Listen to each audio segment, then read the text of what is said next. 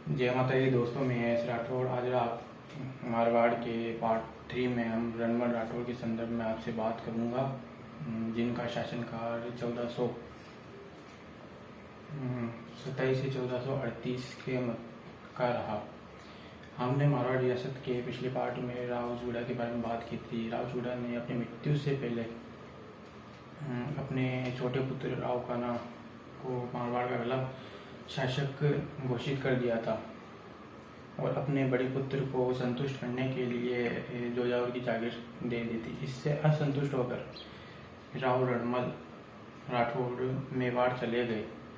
इसके बाद मारवाड़ के अगले शासक राव कान्हा बने, जिनका शासनकाल 1421 से 1427 तक का रहा। 1427 में युद्ध में उनकी मृत्यु हो गई थी। इसके बाद मारवाड़ के अगले शासक राव सत्ता का भी शासनकाल ज़्यादा नहीं रहा, उनकी मृत्यु जल्दी हो गई। इसके बाद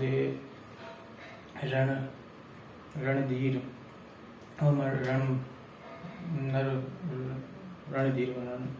नरबद के मध्य संघर्ष हुआ, जिसमें रणधीर ने अवसर पाकर मेवाड़ गए हुए रणमल राठौड़ को पुनः मारवाड़ आमंत्रित कर लिया, जिसमें रणमल राठौड़ ने मेवाड़ की सेना की सहायता से मारवाड़ पर पुनः अधिकार कर लिया,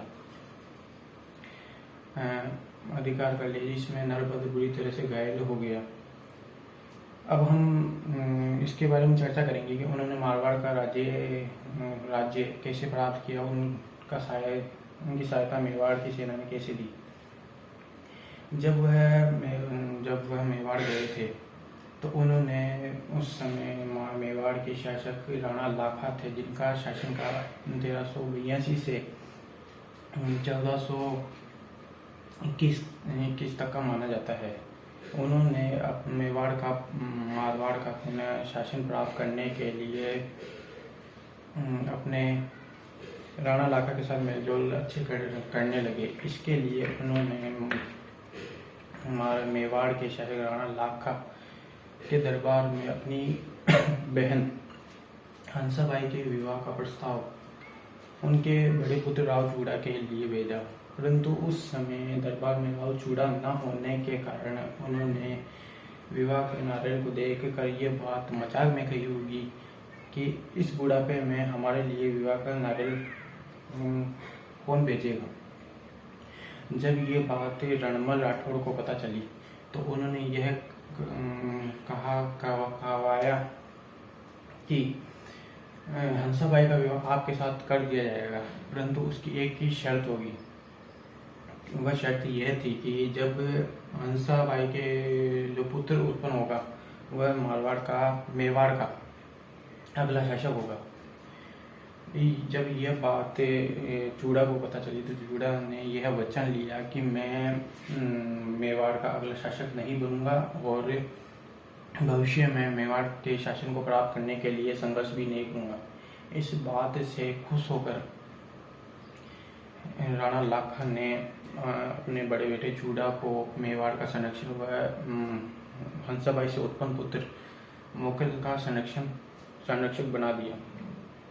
अब राणा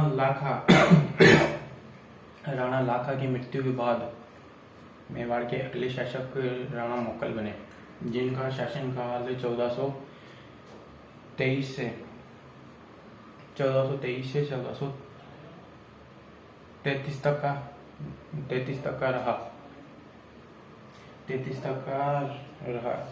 अब उनके संरक्षक के रूप में चूड़ा उनका कार्यभार संभालने लगे, परंतु उनकी मां हंसाबाई को यह शंका थी कि कहीं चूड़ा अवसर पाकर मेरे पुत्र मोकल की हत्या ना कर दे।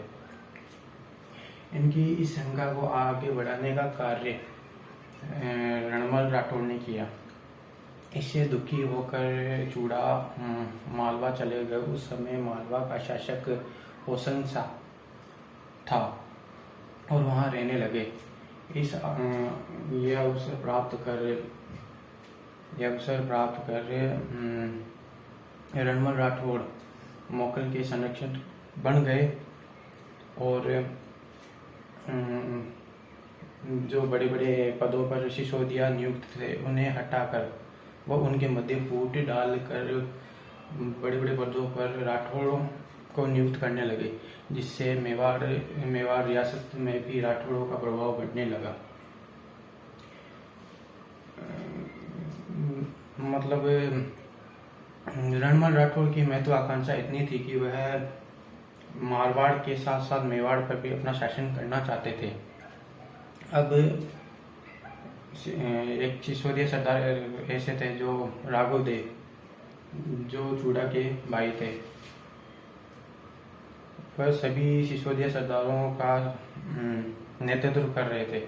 एक दिन अवसर पाकर रणमल राठौड़ ने राघव देव की हत्या करवा दी, जिससे दुखी होकर सभी सिसोदिया सरदार ने अपने मेवाड़ की स्थिति सुधारने के लिए पुनः मालवा गए हुए चूड़ा को पुनः मेवाड़ बुला लिया।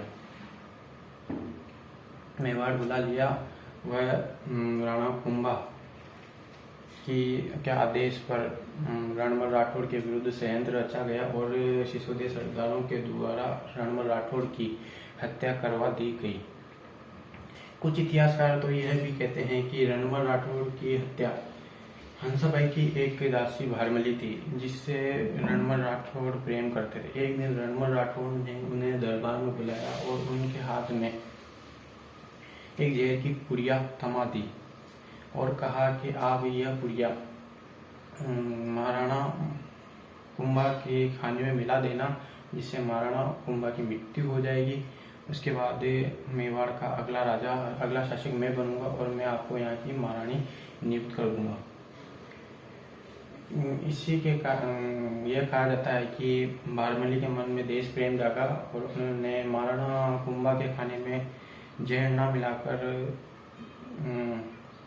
रणमल राठौड़ की शराब में जहर मिला दिया, जिसे पीने के कारण रणमल राठौड़ की मृत्यु हो गई।